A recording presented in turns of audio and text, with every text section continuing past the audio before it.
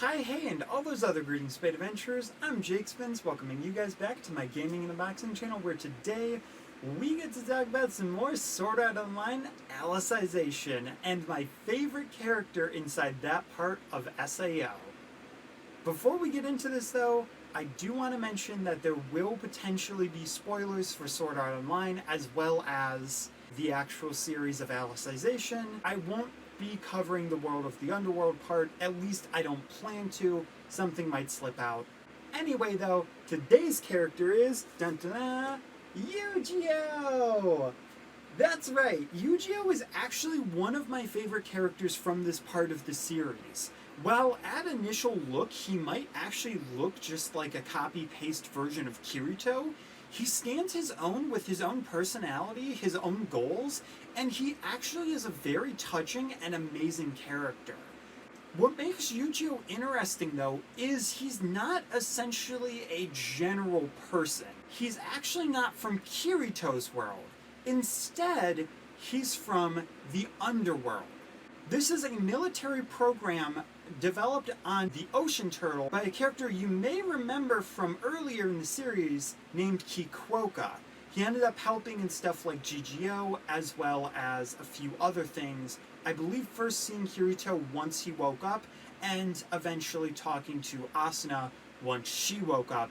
So now he's working on this project over at a place called Wrath. So the main intention of this project is actually left in the dark from Kirito, who is actually helping Kikuoka work on it. However, what Kirito does know about is the Floodlights, the Souls, and the Alice program. Okay, so let's break this down really quick. So a Floodlight is something that's newer to the series, and it's essentially what the Soul is. Everybody has their own Floodlight, and if you're able to make an artificial Floodlight, then you can make an AI that's alive. And Alice is essentially just an AI, which stands for Artificial, Liable, Intelligent, Cybernated Existence. This shouldn't be confused with the actual character in the series whose name is Alice, but is also an Alice. She does later become important as her Floodlight and her intelligence is super high inside of this world, and they essentially want to end up taking her out of the world and making this AI a real person for some very specific purposes that you find out inside of World of the Underworld. Now what makes this entire thing interesting, though, is Kikuoka signs Kirito up and puts him inside of this world, but when you're inside of this world, you don't have any memories of the world outside. So Kirito has no idea what's going on from his past life, and when he goes back, he doesn't know anything that's been going on in the underworld, except for the fact that he's dived in there. It makes for a very interesting thing, and you find out that in this world, Kirito ends up meeting both Alice and Asuna as they grow up, and he actually ends up helping them inside of this world. The underworld is a huge thing to be able to explain, but the nutshelled version of this virtual world is that it's a very fast-forwarded world that was left on its own to be able to build and just kind of supervise. But in a few minutes, there can be 200 years that go by if you want it to be fast enough. However, for the most part, they usually keep it around like a year going by for a day or just double speed. It really depends on the situation, and that does come into play later in the anime. Because of this, somebody can be dived in and spend a ton of time inside of this world, but in reality, there's only been a few hours or a day that's passed. So even though this project hasn't been going on for a very long time, Kirito ends up growing up to the same age with Alice and Eugeo. However, there's one really big issue. When they were younger, they ended up investigating this cave, and, well, they ended up breaking a rule. See, in this world, there was an entire church that was built up by the people inside of it, and the church ended up taking over and becoming this huge entity. If you ended up breaking any rule, no matter how minor it was, you would either be put with a warning, or you would essentially end up becoming an integrity knight, which essentially is just you having your memories erased and you end up thinking that you come from the gods instead of being an actual person, which is really crappy. And guess what? You don't get any trial, you don't get any say-so, you're just taken away. What sucks is that Alice was even the daughter of a village priest, and she still wasn't able to get away. The only crime that they committed was they ended up crossing the border into the underworld by mistake, and it was just one tiny little finger that Alice hit, but it was still crossing over, and it was still trespassing, and they were just so scared that they ended up turning this little girl into a knight, which is just insane. Now, of course, I've talked all this about Alice, but to talk about Eugeo, there's a lot of explanation here. Because Eugeo's entire goal now is to end up finding Alice and to save her. But he can't actually do this until he finishes his job.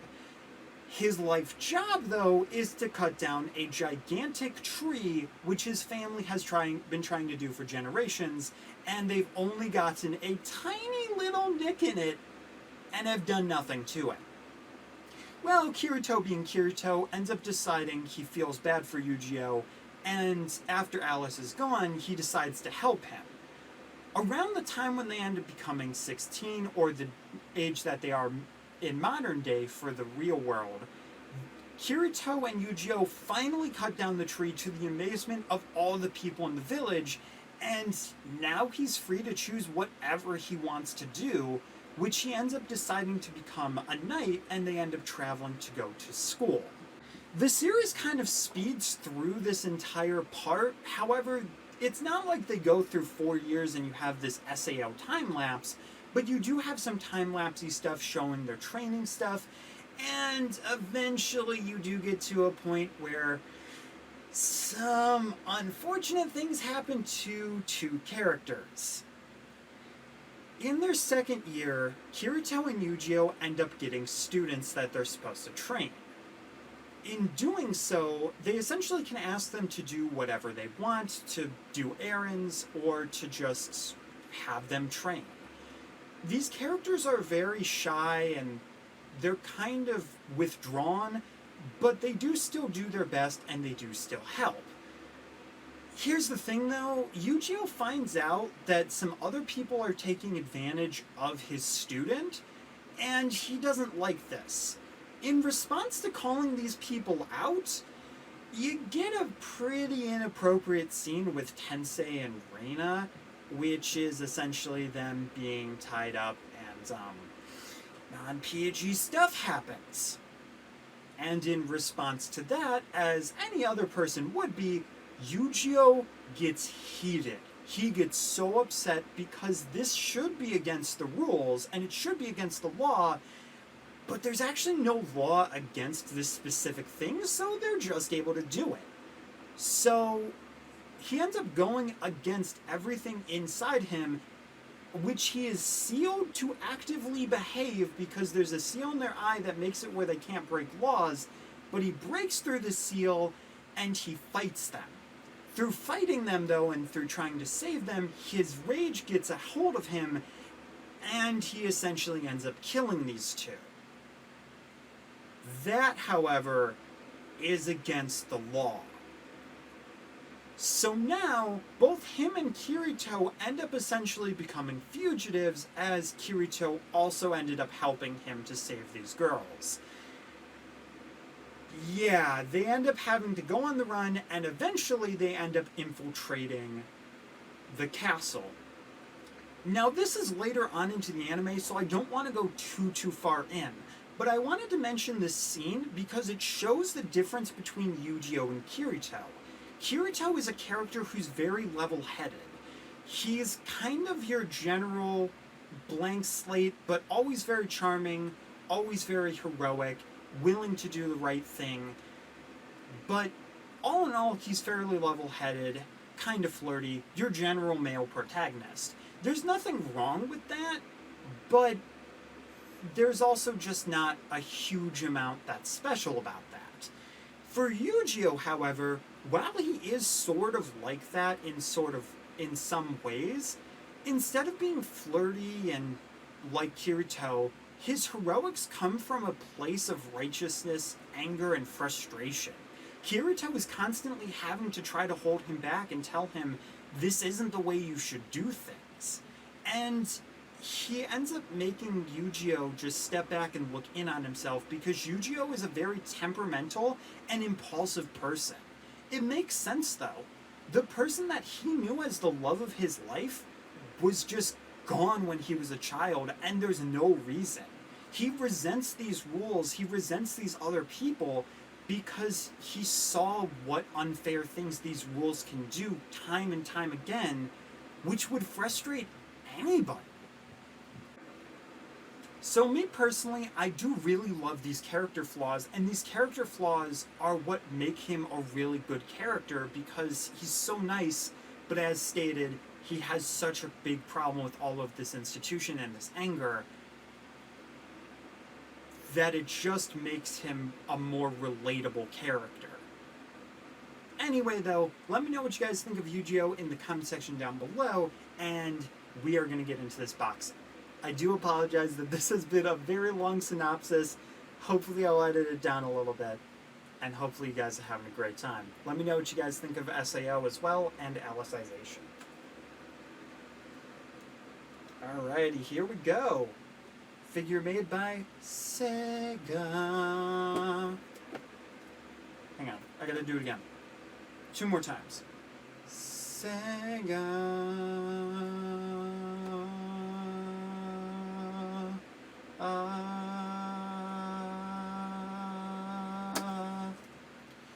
Oh my gosh, that got a little bit trickier because it was a little bit more shut. Alright, last one. Knock knock, it's Sega.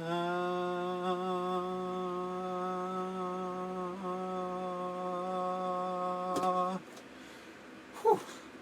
Popped it at the exact same time as I stopped holding the egg. Sweet. Okay, now I just need to actually open the box. So, this figure is actually from a line that I believe I have, if not all, then pretty much most of them. There might be a Kirito one that comes with this series as well, but this is a prom or dance type of figure where they're all in suits, and we will actually be going over the rest of the line because there's a lot of characters in that line that I really liked. And I also ended up getting a fair amount of Alice figures, even though she's not my favorite, just so I could talk about this series. Fortunately, though, I am able to talk about him, and I might even talk about a little bit more of his later fate in the Alice one, because we have talked quite a bit about her. And there's also some other stuff in Underworld that maybe I'll talk about. But that's a completely different video, so I don't know why I'm rambling about this. Alright, so before we actually get into the figure, here is the sword itself, being a little bit reminiscent to the blue dragon sword Kirito uses in Aincrad. This is actually made from a material, I believe, either from the tree or from a dragon inside of the cave, and this is a blue rose sword. In releasing its power, which each weapon has a way where you can release recollection, and in doing so, it gives us very specific power from what the sword was made out of. This sword specifically ends up freezing opponents, and it's a really cool attack. Emphasis on cool. It's something that does become a very, very relevant thing in the future of the anime. But hey, nonetheless, it's still a really cool sword. Nothing too remarkable, but you have the base here. We have the line of the series, I believe, being X Chronicle and SAO on there. It's always a nice touch when they put something there. And last but not least, we have the figure, and I am extremely confused because for some reason, he comes with the arms detached. Why do anime figures do stuff like this? Can somebody tell me, like, sometimes it's the hands that are detached, sometimes it's the arms, sometimes you have, like, the tie. I get if you want to have, like, the sword detached, but literally, what's the point of having the arms detached at all? Like, I could see if they wanted to make it where, like, I don't know, the eye ended up being detachable and you had, like, a custom one or something like that. I could see them doing that for Alice because of breaking the seal. But why the arms? Like, it's just so weird and so random where I don't understand it. I should also mention, too, because I did forget this little detail, inside of the world of the underworld, you can actually die, and if a Fluctlight dies, yeah, they're gone. Their soul is just completely gone forever. So these aren't respawnable creatures, and if you are logged into it, essentially your account just ends up getting unusable. But if you have another account, you can just log into that. So it's kind of like a hardcore mode type of a thing, except for the people that live in this universe, as they do have time, like a time limit, except for a specific character, but I'm not going to get into why in this video. Though it is a very interesting series, and it's very good. I'm actually pretty excited to see what they do next after Progressive, just to see where the story goes. Especially where they ended it, too. Okay, though, it's time to put on this guy's arms. Literally, why? I don't understand, dude. I don't. It just makes it so much more frustrating, too, because sometimes these figures, these will be like, it'll be so hard for these to stay on, so they'll just constantly fall off. Right? And also his tie was not connected either, which, I mean, I guess that's fair enough if you just want him to go tieless, but then there's just a hole in his chest. And, you know, that's not great. Oh, boy. Oh, boy. It's gonna be like this, huh? Understand? Oh, nice and easy. Let's go. Alright, we got Eugeo here. First things first, we have one of the very similar traits to Kirito, other than the blue sword itself, which is the blonde hair. In a way, he's almost like a reverse of Kirito. When it comes to color scheme, when it comes to attitude, kind of neat. So, his hair itself is very similar, having a little bit of a swoosh in front and some spikes at the side. Fortunately, there's not a lot of spikes because whenever anime figures do these type of spiky hair, it's spiky. And if you've ever touched it, it hurts. It hurts a lot, and you can actually cut yourself on it. I'm not even kidding you. I think I've only done it once in a video, but I'm so nervous that I'm going to do it again, because it would be so easy to just accidentally do, you know? But there's the back of the hair. For the front, you have a very pale blue eye, which looks very nice and very wholesome. That has a nice paint. On the figure, it does have more of a green tint to it, rather than the blue it is on the box. Though it probably isn't helped by the fact that there's a bunch of shadows under the hair. That being said, though, that is painted on very nicely, and you do have the very thin brown eyebrows. Under the nose, you also have a very well sculpted smile. He's got that good boy smile. He's just so happy, dude. I love it. And there is a little bit of teeth there, though it is under the mouth enough to where it is a little bit hard to notice unless you look at it very closely. That being said, though, that is painted on very nicely, and you do have the tongue, which is nice and pink, just like anime characters usually have. Going from there, though, you have his nice prom suit. He doesn't have a corset or any sort of thing to imply that he has a date, so I'm sorry, Eugeo. I'm sorry. I wish you had a date. I wish I could help you, mate, but you are a statue that is going to go on my shelf. You're basically a Smash Brothers trophy at this point, and you're just going to be eternally alone with the only rose that you have being your sword. That's depressing. That's very depressing. But despite the fact that he doesn't have rose, corset, or whatever you call it for prom, because I wouldn't know either, Eugeo. It's okay, buddy. I'm with you. Despite that, though, he does have a very nice jacket, and one of the nice things about the arms being detached is they didn't have to put that crease detail in there. Instead, it's actually just in there by design, which that's the only reason I can think that they did it. It does look nice, though it does look kind of silly when you take it out of the package and his arms are just in a separate bag. That being said, though, the sleeves themselves are actually structured pretty nicely, and they did go in pretty well. So you have quite a few wrinkles on both arms, and you have some nice blue on the cufflinks. You also have a very interesting pose in the hand, as if he's about to strike. So, I mean, he does have a sword. These characters are always going to be fighting. And there wasn't any prom or suit type of episode, so this is from the mobile game.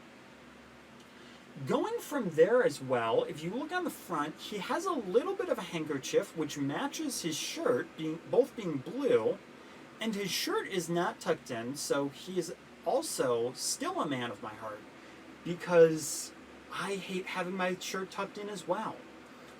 Other detail I'm noticing, because of his stance, you can actually see a little bit of his tummy, which is kind of a little bit weird to think about, but pretty interesting. On the jacket itself, you have a few more details, having a little bit of some blue trim going all the way to the back, and if you look on the back, you have 2 pockets there as well. So a very nice suit, and pretty expected. His shirt as well is a blue dress shirt with some tiny blue buttons. It's a little bit hard to see with the tie, but you can see a few of them if you look closely. And the tie itself is pretty nice, though it being like this, it just looks like a really long bolo tie instead of an actual tie. So if you position it right, it just looks a little bit silly. From there, though, you have the pants, which you have held up by the white belt. I don't know why I said it like that, but why not? It is the color of a silver play button, which would be so nice to have. Subscribe. Anyway, though, the silver play button has a really nice buckle, and if you look underneath the jacket and the shirt, there are some loops there as well, which is a very anime figure detail that, again, as I always say, they don't need to put in there, but it's nice that they do. Just like the fact that he has butt pockets. It's hard to see on the camera, and it's a little bit weird that I'm shoving Eugeo's butt in your face, but if you look a little bit... This looks so weird. Honestly, it's a good thing I'm not monetized, because this video would get demonetized from this angle. But if you look like underneath the jacket, if the lighting would be just so kind enough, there are 2 tiny little pockets that are there. That was not an excuse to show you Eugeo's butt. It was just me trying to show you the pockets. Going to the rest of the pants, he, interestingly enough, doesn't seem to have front pockets. But I guess, to be fair, in his universe, front pockets wouldn't be that useful either, because they don't really have phones, and anything that's connected, you just kind of swipe in a menu. Though, honestly, I never liked the idea of back pockets, because, like, you're just sitting on it. That can't be comfortable at all. To be fair, though, I don't wear jeans. And I hate these kind of pants. So, not on him, just for me personally. On the rest of it, though, you do have quite a few wrinkles. Not really any other details. There's not any blue embroidery, though I think simplicity for a figure like this actually makes a lot of sense. And simplicity can go a long mile as long as you have the right details, which this one definitely has the right details for. Including on the dress shoes, which they ended up doing a slight contrast, having a little bit of white, a little bit of black on the bottom, being kind of like bowling shoes a little bit, with a few black laces on there. They look pretty classy, And, I mean, would you bowl like you were Barney Stinson? Maybe you would. I don't know if I would, but I did go bowling after prom, so, hey, maybe we're the same person. Are we the same person, Eugeo? No prom dates, no corsage or rose or whatever. Going bowling after prom. Yo, dude. Oh, that means I have a terrible fate in the future. Oh. Don't like that. Anyway, though, guys, if you enjoyed this video, make sure to hit that like button. Show yourself with dumping no love. Brother, mother, sister, father, iguana. I hope to see you guys in the next one. Let me know down below what you guys think of the anime and what you guys think of Eugeo as well as this figure. And I'll see you next time. Keep Joe safe, and apparently I'm Eugeo. Hopefully I can get a fairly unblurred photo of this dude for the thumbnail. But see, the problem is you have this sword in there. But that's actually not that bad, believe it or not, despite the sword being kind of blurry. So it looks a little bit derpy. But hopefully we can get something decent. Well, that one's not too bad either. Alright guys, thanks for watching, and I'll see you next time. Bye!